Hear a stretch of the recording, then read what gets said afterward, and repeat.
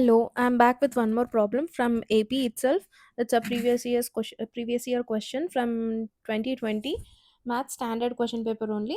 It's ఏంటి show that sum of all terms of an AP whose first term is A, second term is B, and the last term is C is equal to A plus B into A plus C minus 2A by 2 into B minus A.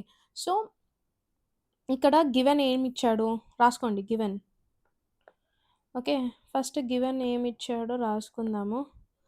Given is equal to first term is A, second term is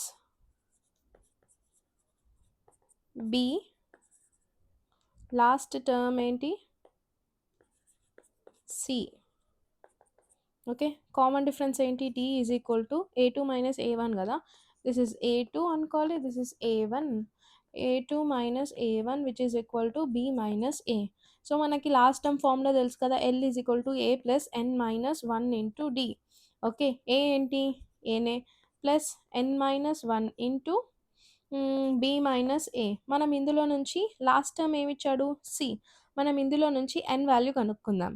okay, సిని ఈ ఏని ఇటు పంపించేసేయండి. C minus A is equal to N minus 1 into B minus A. Okay, so C minus A by B minus A is equal to N minus 1 కదా. ఈ B minus A టర్మ్స్ని ఇటు పంపించేసాం. N is equal to C minus A by B minus A plus 1.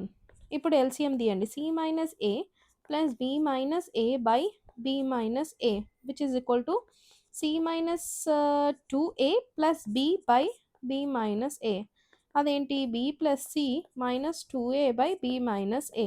మనకి క్వశ్చన్లో ఏమి అడిగాడు, some of terms అని అడిగాడు. SN is equal to N/2 into A plus last term. ఈ ఫార్ములా తెలుసు కదా, ఇంకో ఫార్ములా ఉంటుంది N/2 into 2A plus N minus 1 into D.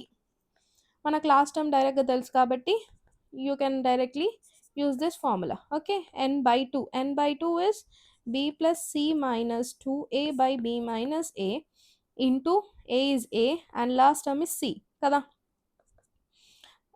into 2 ఏమొచ్చింది A plus C into B plus C minus 2A by 2 into B minus A. వాడు అడిగిన దానికి మనం వచ్చేసింది కదా, అట్లా చేసేయాలి.